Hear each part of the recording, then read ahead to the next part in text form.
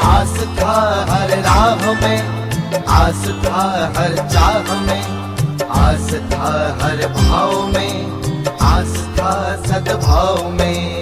आस था, आस था।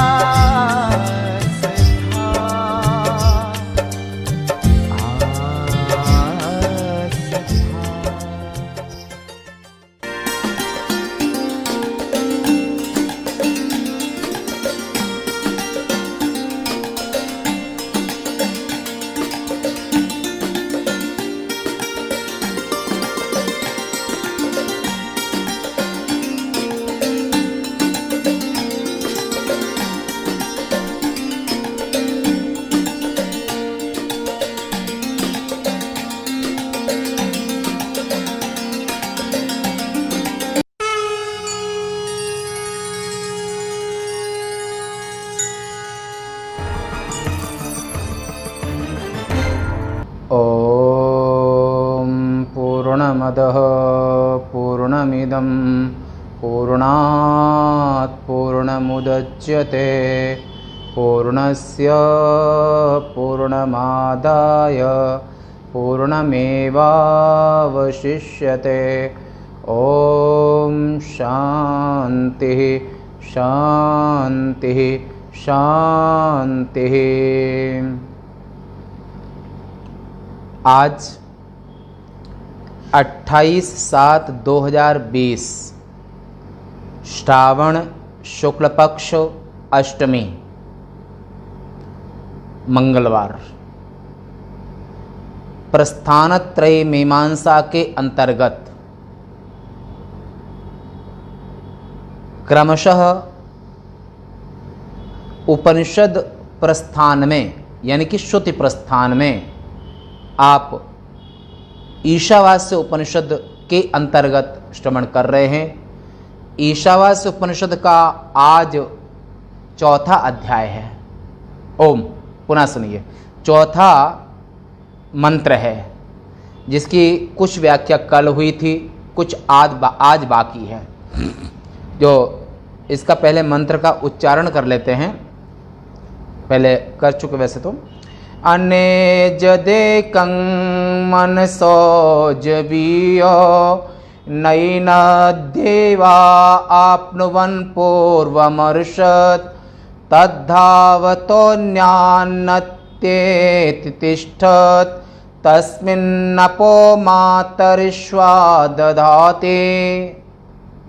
यानी कि वह आत्मतत्व अपने स्वरूप से विचलित न होने वाला है, एक तथा मन से भी तीव्र गति वाला है। इसे इंद्रियां प्राप्त नहीं कर सकती हैं, क्योंकि यह उन सब से पहले जहाँ पर मन जाता है वो वहाँ पर पहले से ही विद्यमान है। वह स्थिर होने पर भी अन्य सब गतिशीलों का भी अतिक्रमण कर जाता है। इसके रहते हुए अर्थात उसकी सत्ता में ही समस्त प्राणियों की प्रवृत्ति रूपी कर्मों का विभाग करता है। वायु माने यानी कि रहते हुए जो वायु है वो समस्त प्राणियों की प्रवृत्ति रूप कर्मों का विभाग करता है। मातरिश्वा, मातरिश्वा ने वायु समस्त प्राणियों के प्रवृत्ति रूपी कर्मों का विभाग करता है। इसका भाष्य आपने कल सुना था, कुछ बाकी है। अब यहाँ पर जो इंद्रियां भी नहीं पहुंच सकती हैं, मन भी नहीं पहुंच सकता है, और ऐसा जो आत्म तत्व है वो आकाशवत सर्वगतश्च नित्यः, आकाश की तरह नित्य है। और ऐसे आत्मस्वरूप ब्रह्म सच्चिदानंद का ही कार्य रूप में संपूर्ण सृष्टि का संचालन जो होता है मातरिश्वा माने और गीता में वायु सर्वत्र गो महान, सभी प्राणियों का जो नाड़ियों में संचरण होता है, पृथ्वी के अंदर में, ऊपर के लोकों में, तो वायु ब्रह्म सच्चिदानंद का कार्य ब्रह्म के रूप में वायु उनका कार्य ब्रह्म स्वरूप है। प्राणो ब्रह्म इत्युपासित। अब ऐसा जो आत्म चैतन्य है वो आकाशवत सत्ता रूप है, अंदर बाहर और इससे भी आगे। अब यस्मात् जवनान मनसो अपि पूर्वम मर्षत, माने क्योंकि आकाश के समान व्यापक होने के कारण वह वेगवान जो मन से भी पहले ही गया हुआ, यानी कि सबसे ज्यादा तेज गति से मन की गति सबसे तेज होती है। और आत्मा, जिसका आत्मा के स्वरूप का यहां पर जो आत्मा का स्वरूप है वो मन से भी तेज गति से कई गुना तेज, मन से भी कई गुना तेज है। मन के पहुंचने के पहले आत्मा वहां पर उपस्थित है। मनसो जवीयो, इस श्रुति भाग यहां पर मनसो जवीयो, वो मन से भी तेज है। सर्वव्यापी आत्म तत्व अपने निरुपाधिक स्वरूप से संपूर्ण संसार धर्मों से रहित, संसार के धर्मों से रहित है, संपूर्ण संसार के धर्मों से रहित तथा अविक्रिय होकर ही उपाधिकृत, ये पांचों भूत उनकी उपाधि हैं। अविद्या भी उपाधि है, माया भी उपाधि है और पांचों भूत मायाकृत हैं। तो ऐसे उपाधिकृत संपूर्ण सांसारिक विकारों को अनुभव करता है और अविवेक की जो मूल पुरुषों को प्रत्येक शरीर में अनेक सा प्रतीत होता है। इसी से श्रुति ने ऐसा कहा है कि आत्मा वो मनसो जवीयो, वो मन से भी तेज गति से चलने वाला है। और इसी को रामायण महाकाव्य में, रामायण महाकाव्य में आत्मा के विषय में ऐसे कहा है कि बिन पग चले सुने बिन काना, कर बिन कर्म करे विधि नाना, तन बिन परश नयन बिन देखा, घरय ग्राण बिन बास अशेषा, अस सब भांति अलौकिक करनी, महिमा तासु जाहि नहीं बरनी।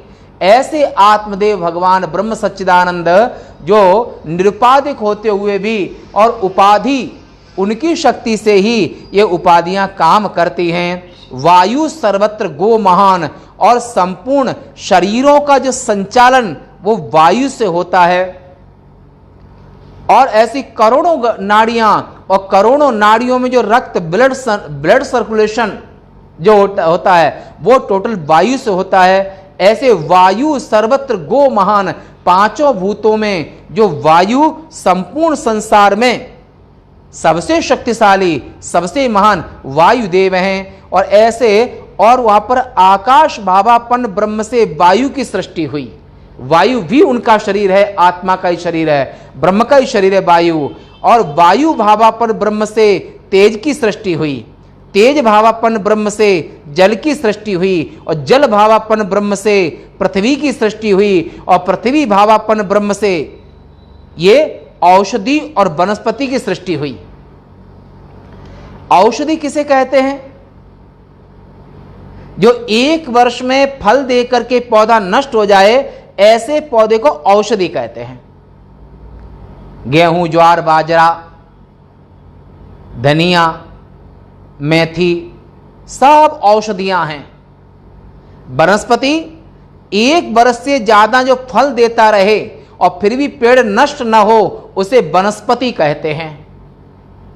आम, अमरूद, कटहल, ये जो बड़े बड़े पेड़ हैं जो हर वर्ष फल देते हैं, उसके बावजूद भी वो नष्ट नहीं होते हैं, कि ऐसे औषधि वनस्पति के रूप में भी तो पृथ्वी भावापन्न ब्रह्म से औषधि वनस्पति भावापन्न ब्रह्म की सृष्टि हुई। और औषधि वनस्पति इनके कारण यही कारण है, और इसी को उपभोग करके, इसी को खा करके अस्मदादि नाम शरीरा, हमारे तुम्हारे सबके शरीर वो औषधि और वनस्पति से ही उत्पन्न हुए हैं।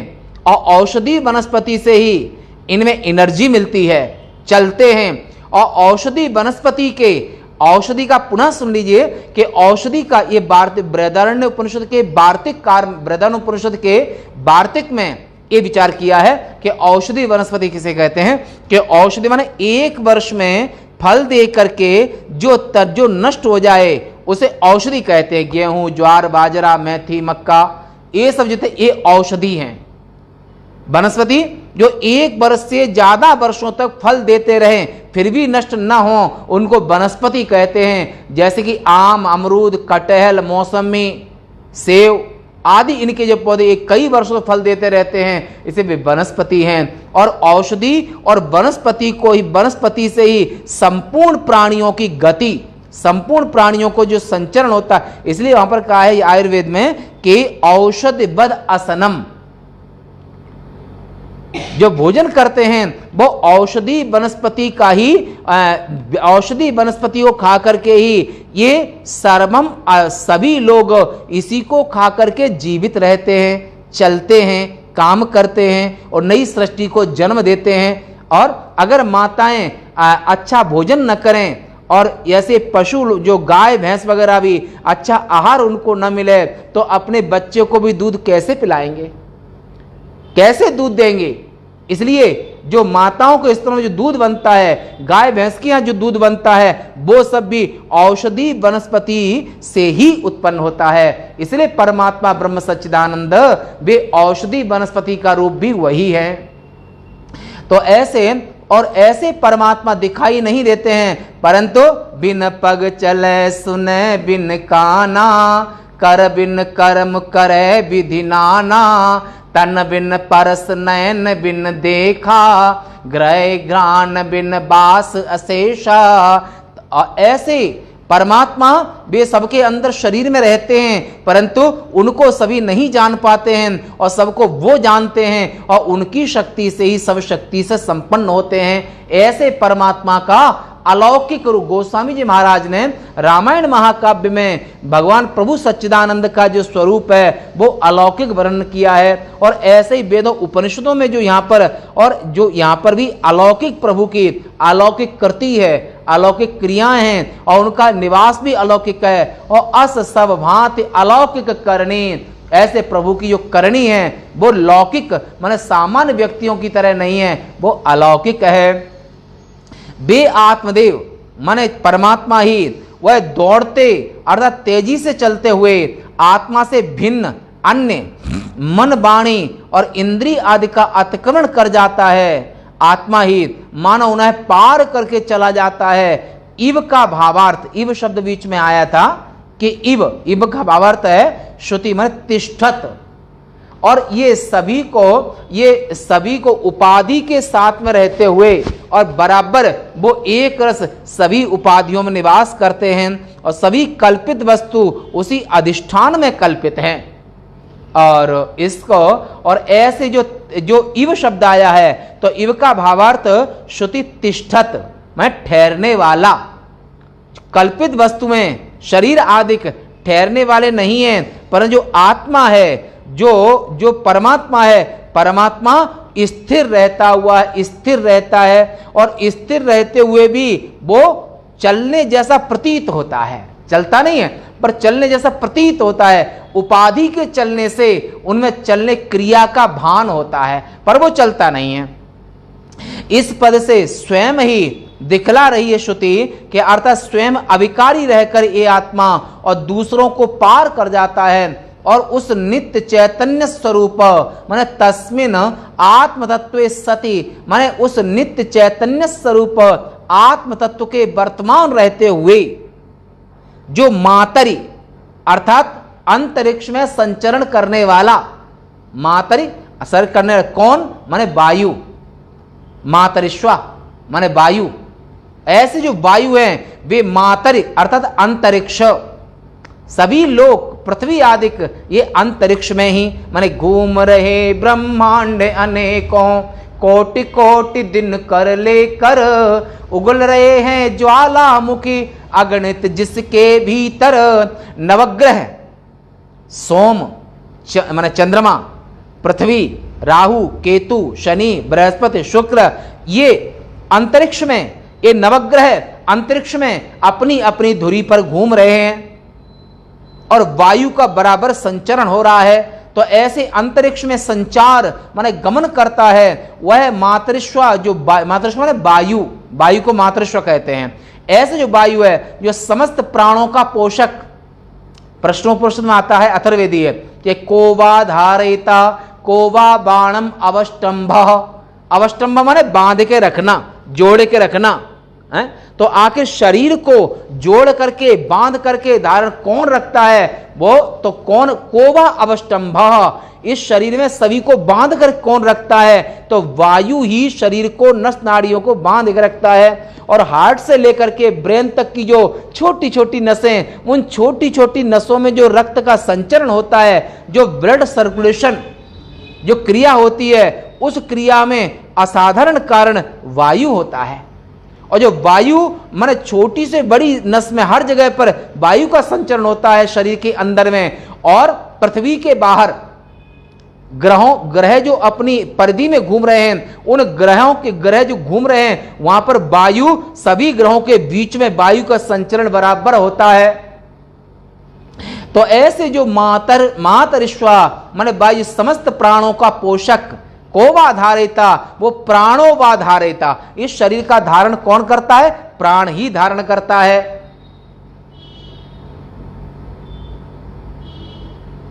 समस्त प्राणों का पोषक है, पालन पोषण करने वाला है और क्रिया रूप है। जो प्राण कभी सोते नहीं हैं, प्राण कभी सोते नहीं हैं। जब आप सो जाते हैं, ऐसा लगता है आपको नींद आ गई है, तो ये जो शरीर शिथिल पड़ जाता है, जो पांच ज्ञानेंद्रियां, 5 कर्मेंद्रियां, ये मन के साथ एक हो जाती हैं।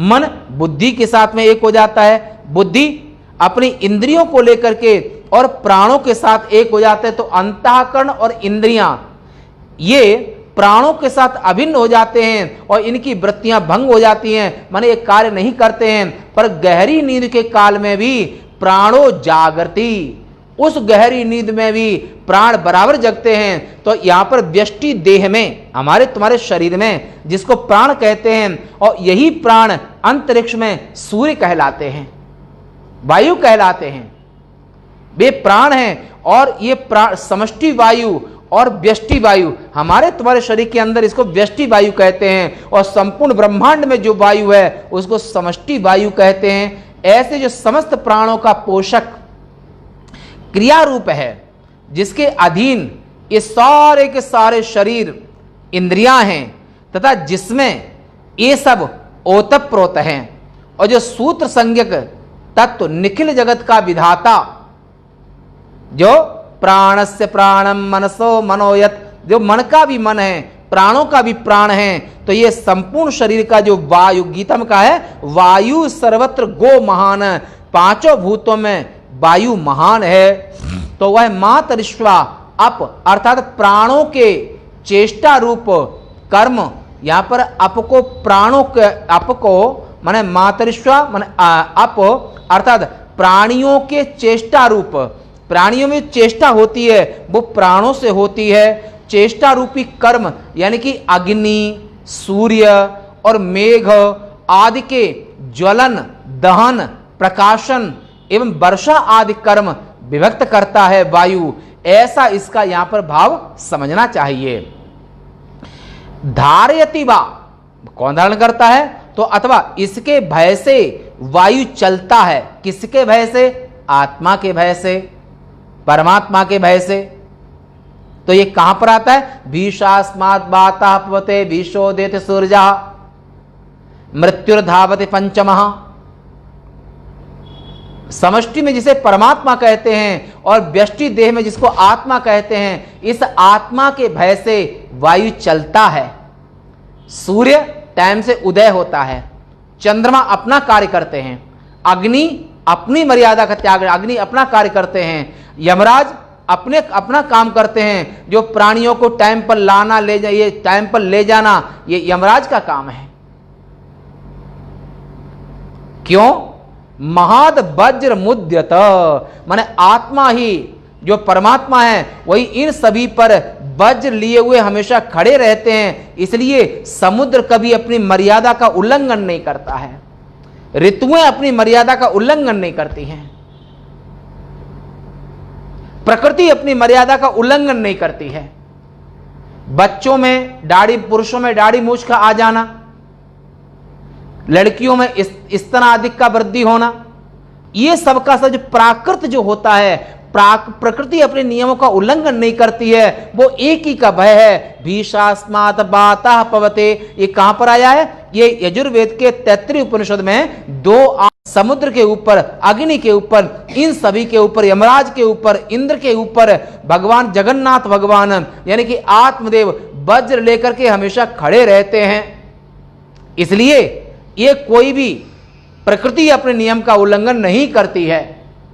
अपने टाइम पर सबके यहां पर नित्य युग धर्म हो इस सब केरे, हृदय राम माया के प्रेरे। जगन्नाथ भगवान श्री राम वे माया को भी, माया नट नर्तकी विचारी, माया उनके इशारे पर, प्रकृति उनके इशारे पर संपूर्ण कार्यों को विधिवत और टाइम से सब कुछ किया करती है। पर भय केवल उस आत्मदेव जो व्यष्टि में, हमारे तुम्हारे अंदर अंतःकरण में वे आत्मा बने हुए हैं और समूचे ब्रह्मांड में उनको परमात्मा कहते हैं। और जो आत्मा जो है पिंडा, वही ब्रह्मंडा। हृदय अर्जुन तिष्ठति, हे अर्जुन सभी प्राणियों के दिल में मैं आत्म स्वरूप से दिल में निवास करता हूं, मन के अंदर निवास करता हूं, बुद्धि के अंदर निवास करता हूं और ब्रह्मांड में, समूची ब्रह्मांड के अंदर में वे परमात्मा कहलाते हैं। तो ऐसे यहां पर यजुर्वेदीय 33 उपनिषद में यहां पर 2-8-1 आप विस्तार से वहां पर देख सकते हैं। तो ऐसे उसी आत्मा से सब भयभीत हैं और उसी आत्मा के भय से मेघ वर्षा करते हैं। इंद्र अपनी मर्यादा उल्लंघन नहीं करते, मर्यादा का। जब इंद्र ने अपनी मर्यादा का उल्लंघन किया तो भगवान कृष्ण ने उनको उचित दंड भी दिया। जब ब्रजमंडल को बहाने के लिए श्रीमद् भागवत महापुराण में 10वें स्कंद के पूर्वार्ध में आपने सुना है कि इंद्र महाराज क्रोधित होकर के और प्रलय मचा दिया था, तब भगवान राजराजेश्वर लीला पुरुषोत्तम श्री कृष्ण ने उनको, इंद्र को भी दंड दिया। ऐसे आत्मा का अवतार कृष्ण है, आत्मा का अवतार नरसिंह है, आत्मा का अवतार मत्स्य है, आत्मा का अवतार कच्छप है।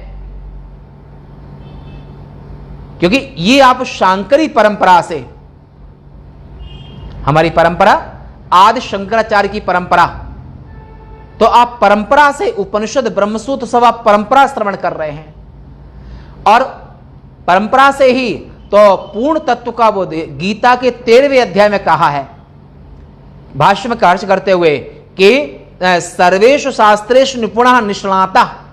गद्य को पद्य करने में, पद्य को गद्य करने में अगर व्यक्ति इतना विद्वान है और इतना विद्वान होने के बावजूद भी असंप्रदायवित, यानी कि शंकराचार्य जी के चारों मठों से या शंकराचार्य की परंपरा से अगर दीक्षित नहीं है, या जो वैदिक परंपरा से दीक्षित नहीं है, वो वैष्णव भी हो सकते हैं, सन्यासी भी हो सकते हैं, परंतु वैदिक होना चाहिए, वेद से बाहर नहीं।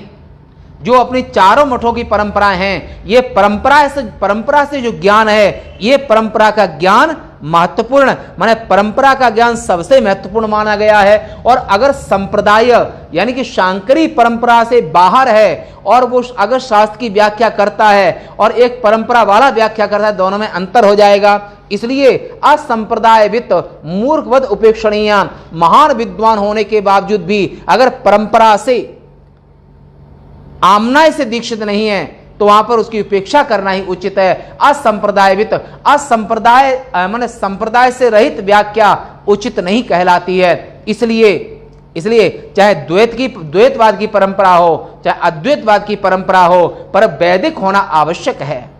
तो ये यहां पर तो परमात्मा का भय, पूरी प्रकृति को परमात्मा का भय है। भीषास्मात् बातः पवते भीषो देति सूर्यः और मृत्युर्धावति पंचमः। ऐसे भगवान वज्र लेकर के और सभी को अपने अपने कार्य में नियुक्त करते हैं। सूर्य चंद्रमसौ धाता, सूर्य चंद्र अग्नि इंद्र और ये समुद्र आदि के, ये अपनी मर्यादा का उल्लंघन नहीं करते हैं, प्रकृति मर्यादा का उल्लंघन नहीं करती है। और ये प्रभु का भय है, उस आत्मा का ही भय है, इसलिए ये अपनी मर्यादा का उल्लंघन नहीं करते हैं। ये 33 उपनिषद का 2-8-1। सर्वाहि कार्य कारणादि विक्रिया नित्य चैतन्य आत्मस्वरूपे सर्वास्पद भूते सति ए भवति इत्यर्थः। यानी कि धारण करता है, ऐसा जानो आत्मा ही कल्पित वस्तु को धारण केवल अधिष्ठान ही धारण करता है, और आत्मा सभी नाम रूप का अधिष्ठान ही वो अधिष्ठान है, नाम आत्मा ही अधिष्ठान है, और कल्पित को धारण वही करता है। और ब्रह्म सच्चिदानंद ही संपूर्ण माया और माया से जन्य जो कार्य है सबका अधिष्ठान ब्रह्म सच्चिदानंद है। कि शरीर और इंद्रिया आदि सभी विकार सबके अधिष्ठान स्वरूप नित्य चैतन्य आत्म तत्व के विद्यमान रहते ही होते हैं। जैसे हमारे तुम्हारे शरीरों की स्थिति कब तक है? जब तक प्राण है। तो ब्रह्म सच्चिदानंद कार्यात्मक माने कार्य ब्रह्म के रूप में वे जीव बन गए। जीव भूता महाबाहो ये दंग धार्यते जगत।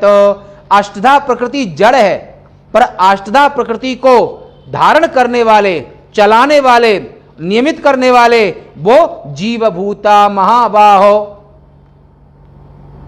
हमारे तुम्हारे शरीरों के अंदर भी वे जीव बने हुए हैं, पृथ्वी के भी जीव बने हुए हैं। संग गोतनु धारी धेनु विचारी गई बिरंच के लोका। गाय भी इच्छ शरीर धार ओम। पृथ्वी भी गाय का शरीर बना करके ब्रह्मलोक गई थी।